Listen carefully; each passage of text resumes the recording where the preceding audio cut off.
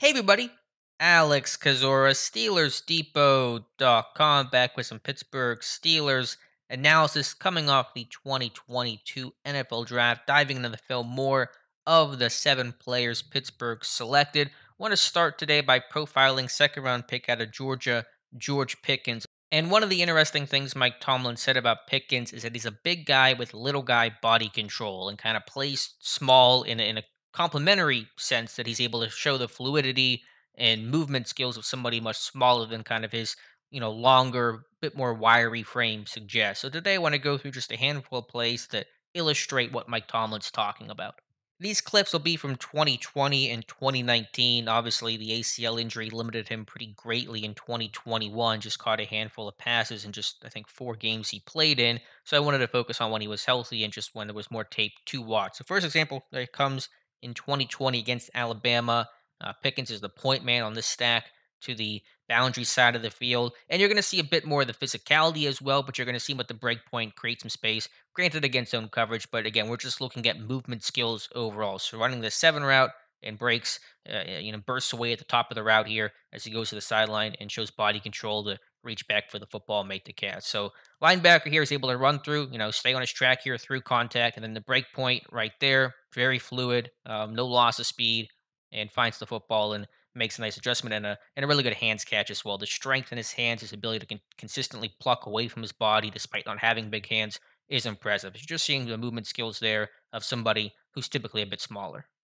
Last thing to note on this rep, just watch the initial stem and release overall. So he's going to stem inside here initially off the snap of the football, just a little bit to make sure this linebacker is not widening because he knows Pickens wants to run the 7 route. So he wants to kind of keep the linebacker to his inside. And then at the top here, again, running through contact, but showing some of that burst there to really fire past him. That's an important part of showing those little guy movement skills. So I'll run it through full one last time. Just watch the stem and watch the burst as he kind of gets on those linebackers' toes.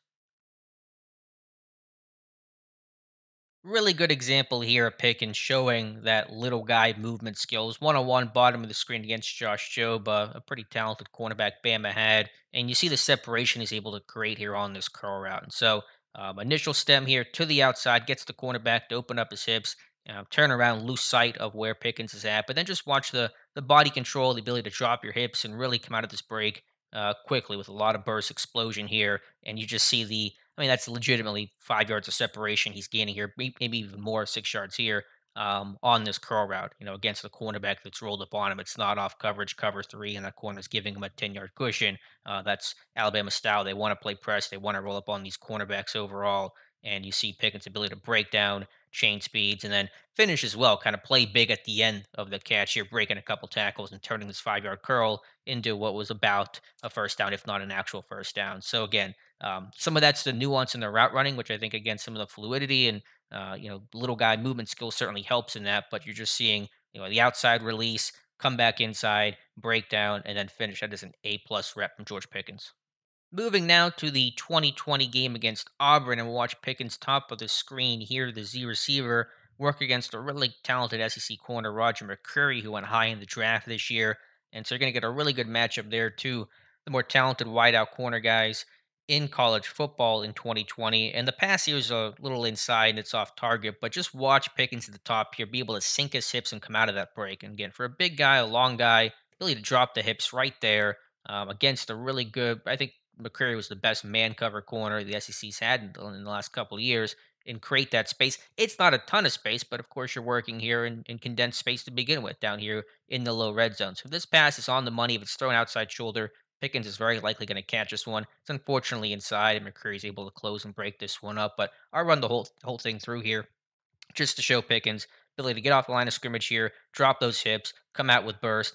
Maybe could have fought for the football a little bit better there, but again, I put this more on the quarterback for throwing an inaccurate pass than I do Pickens for anything in the route here. But you just see the ability to really drop those hips for being a taller guy, and those guys can sometimes be stiff and not as agile and fluid. With Pickens, it's not a concern. Another rep here against McCreary. This one has a better result for Pickens in the Georgia offense. Top of the screen here, a line is the X receiver here, just beating press coverage. And so Pickens, it's not about really breaking down here, just getting off the line cleanly, stacking the cornerback vertically, and then, of course, most importantly, finishing the play with the catch and the touchdowns. Top of the screen here, be able to just, make sure he's not going to get pressed to the sideline and run out of room. He's going to get on top of this corner quickly here, be able to stack McCreary right there. He's, kind of got him trailing behind, able to kind of box him out if there is a contested situation. But here's a good throw from the quarterback and Pickens with a diving attempt there to make the catch. So seeing that burst off the line, it's not a lot of foot fire, and we're going to play a lot of games here. Just getting on his toes, jabbing that inside foot here, that right foot, and then exploding, getting vertical, getting on top of the corner, stacking him, and finishing the play. So just right there, put that right foot in the ground. We're going to get vertical, show that burst, show that speed. He's not a 4.3 type of guy, but 4.47 is what he ran coming off the ACL. He's probably been a bit faster than that. And so that is a high quality rep against the high quality corner.